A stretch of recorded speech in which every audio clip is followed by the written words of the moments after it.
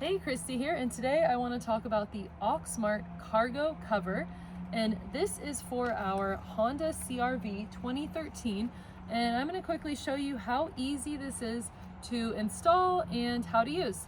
So if we come back here, basically the best way to put it in is you're going to want to just see these two kind of cutouts. You're going to want to put one end up here, and then you're going to take the other one here, set it down, and then this one is spring loaded, so we're just going to pull it back and in. Really easy, pops right in.